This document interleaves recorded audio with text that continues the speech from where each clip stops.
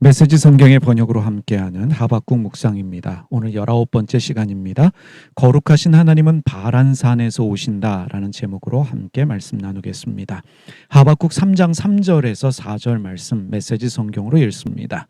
하나님께서 다시 길을 나서신다. 옛 구원의 길을 되밟아 오신다. 대만을 지나 남쪽에서 올라오신다. 거룩하신 분께서는 바란산에서 오신다. 하늘이 그분의 광위로 번쩍이고 그분을 찬양하는 소리가 땅에 울린다. 새벽빛 같은 그분의 빛이 구름처럼 몰려와 뒤덮고 두 줄기 빛이 그분의 손에서 뿜어 나온다. 그분 손에 깃든 저 힘이 보이느냐. 대만은 에돔의 남쪽에 있었던 사막의 오아시스로 알려져 있습니다. 남쪽의 큰 도시였고 사해 남쪽 전 지역을 말하고 있습니다. 이스라엘 백성의 출애굽 사건을 의미하는 뜻으로 이 구절에 쓰이고 있습니다. 바란산은 시내산 호렙산의 또 다른 이름으로 여겨집니다. 하나님께서 시내산에 강림하셔서 이스라엘 백성에게 율법 주신 사건을 의미하고 있다고 여겨지는 단어입니다. 하나님께서는 이스라엘 백성을 구원하기 위해 찾아오셨고 율법을 주시기 위해 찾아오셨습니다. 바로 이스라엘 백성을 위해 찾아오신 하나님, 그 하나님을 말하기 위하여 대만을 말하고 있고 바란산을 말하고 있습니다. 하나님은 계속해서 우리를 찾아오십니다. 너무나 중요한 말씀입니다. 하나님은 사람을 구원하시기 위해 사람으로 이 세상에 오셔서 십자가에 죽으셨습니다. 십자가에서 죽으신 하나님은 죽음을 이기시고 하늘에 오르셨고 하늘에 오르신 하나님은 성령으로 우리에게 오셔서 우리 안에 거하십니다. 우리 하나님은 어제도 계셨고 오늘도 계시며 내일도 계십니다. 영원하신 하나님이십니다. 그 영원하신 하나님은 어제도 사람을 구원하셨고 오늘도 구원하고 계시며 내일도 구원하십니다. 바로 나를 구원하신 하나님께서 오늘도 나를 구원하고 계시며 결국 내일도 나를 구원하십니다. 완전한 구원을 완성하십니다. 어제 우리와 함께 하신 하나님은 오늘도 우리와 함께 하시며 내일도 나와 함께 하십니다. 어제도 우리를 찾아오신 하나님은 오늘도 우리를 찾아오시고 내일도 우리를 찾아오십니다. 하나님은 매일 우리의 삶에 찾아오셔서 매일 우리를 구원하시며 매일 우리와 함께 하십니다. 이렇게 말할 수 있습니다. 신앙은 매일 우리를 찾아오시는 하나님을 끊임없이 만나는 사건입니다.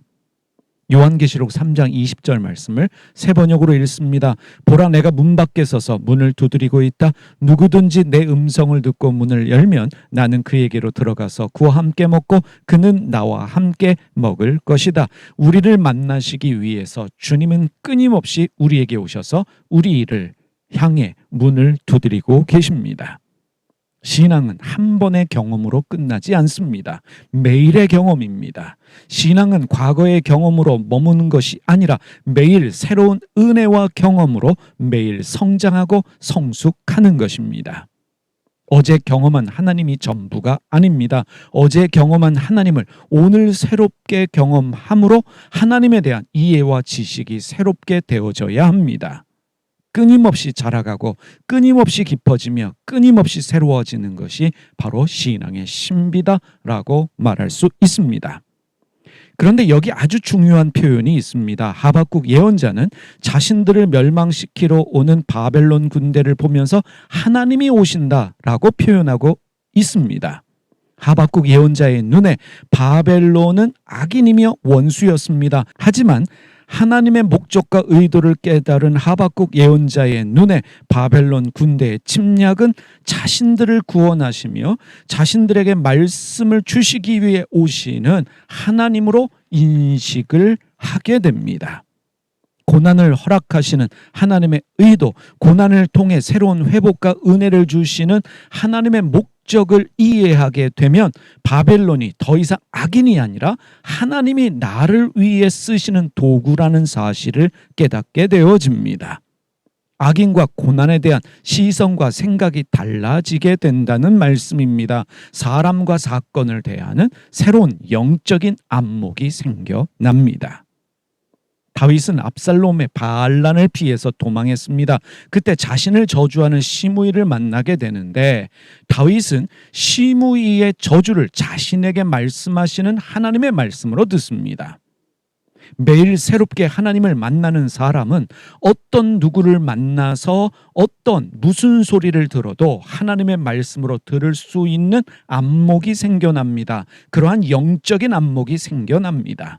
다윗은 저주의 소리를 하나님의 말씀으로 듣고 저주하는 시므이가 자신에게 말씀하시는 하나님으로 보입니다. 매일 하나님을 새롭게 만난다라고 하는 것은 나의 자아가 매일 깨지고 죽는다는 뜻입니다. 내가 깨지고 죽는 것만큼 하나님을 새롭게 만날 수 있습니다. 하박국 3장 3절을 세 번역으로 보겠습니다. 하나님이 대만에서 오신다. 거룩하신 분께서 바란산에서 오신다. 셀라. 하늘은 그의 영광으로 뒤덮이고 땅에는 찬양 소리가 가득하다. 여기 셀라라는 단어에 주목해 보시기를 바랍니다. 메시지 성경은 셀라를 번역하지 않고 있습니다.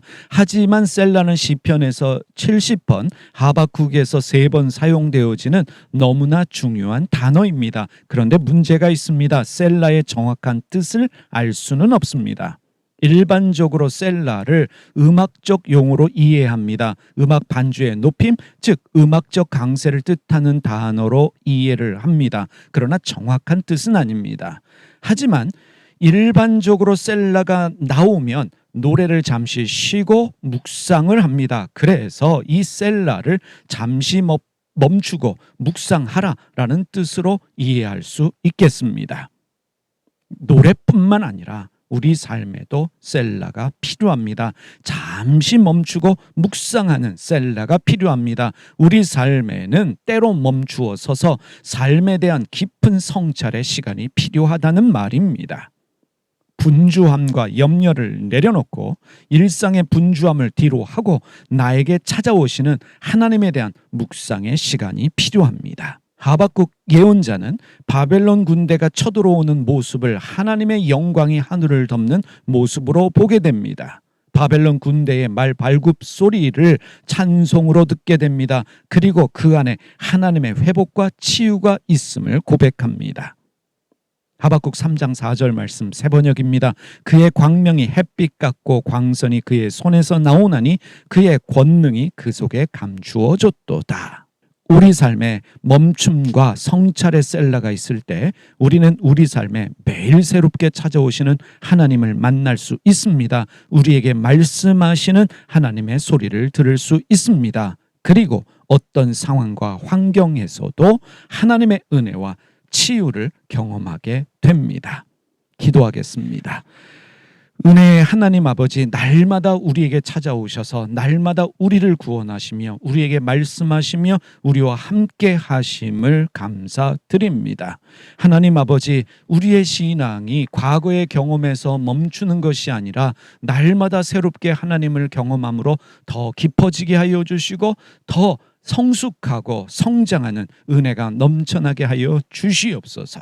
주님, 하나님을 이해함으로 말미암아 저주하는 시므이의 말도 하나님의 음성으로 소리로 들을 수 있게 하여 주시며 저주하는 시므이를 나에게 찾아오시는 하나님으로 만나는 은혜도 있게 하여 주시옵소서. 무엇보다 우리의 삶에 잠시 멈추어 성찰할 수 있는 셀라의 시간이 있게 하여 주시기를 기도드립니다. 멈추어 설 수 있는 은혜, 삶에 대한 깊은 성찰의 시간 가질 수 있도록 우리에게 지혜를 주시고 우리에게 은혜를 주시옵소서. 예수님의 이름으로 기도드립니다. 아멘.